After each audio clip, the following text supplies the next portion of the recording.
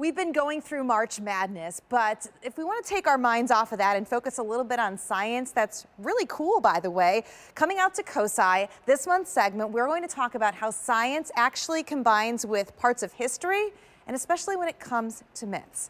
So I have Kelly Kinzig here from COSI.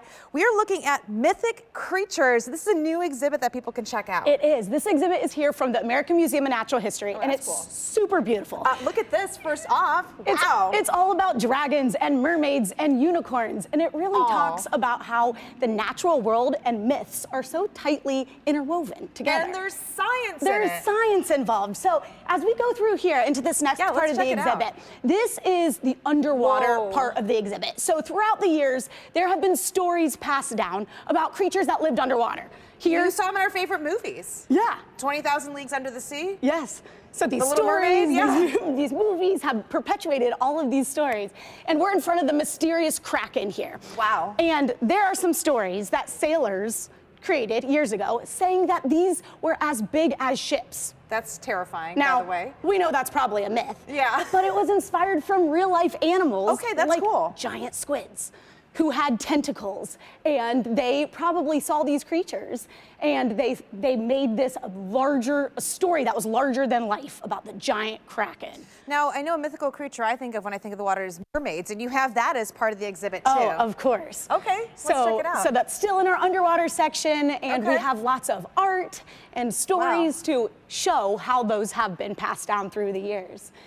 And as we move over here, we are going into the land section. So so from water, because that's the first that goes down beneath our feet. Sure. So now we're at the land. Now we're at the land. So I love unicorns, by the way. Yes. So unicorns have been known over the years to be magical, right? Yes. Everyone loves a good unicorn. And oftentimes as we were just saying, these mythical creatures are inspired by real living creatures. So maybe part horse, part narwhal. That may have been passed down. So we actually have a narwhal tusk, a model of it over here on the wall to show how merchants may have sold that, saying it was a unicorn horn. That's fascinating. And you think a lot of these myths also are in the air. So you also have a part of the exhibit that features on the wings or the flights. Absolutely. So as we move over here into the air creatures, sorry, we'll keep going this way. Wait, let's stop here really quick. No, we have to talk about fossils because the scientist in me is like really fast.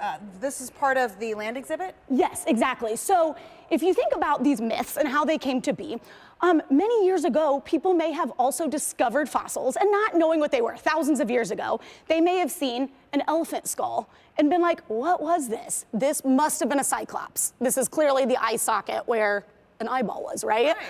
But of course, as science has evolved, we know that that is not true. It's actually an elephant skull. That's where the trunk would have been. I feel like we're myth busting here at COSI. Right, exactly. All right, really quick before we wrap things up, because we want people to come and see the whole thing. Let's go to the air. And I mean, look at these things on the ceiling. I mean, I'm a little nervous. This is the mythical rock. Woo. Yeah, thank goodness that those things aren't real, right? Yes. And you can also see the Chinese dragon here at the end. And through this exhibit really ties in culture as well. I love that too. To show how Asian dragons were very different than European dragons, and they meant different things as well. I love that. So if people want to see it, how long is this exhibit here at COSI, and is it part of the general admission? This is here through Labor Day, through September 7th, and Wonderful. It is included in general admission. Well, I love it. I love how we're taking science, and it's a different branch of science that you can get with your experience while you're here at COSI. Absolutely. Thanks so much, Kelly, and come on out and check out the Mythic Creatures. You never know what you're going to find, and if it's myth or truth.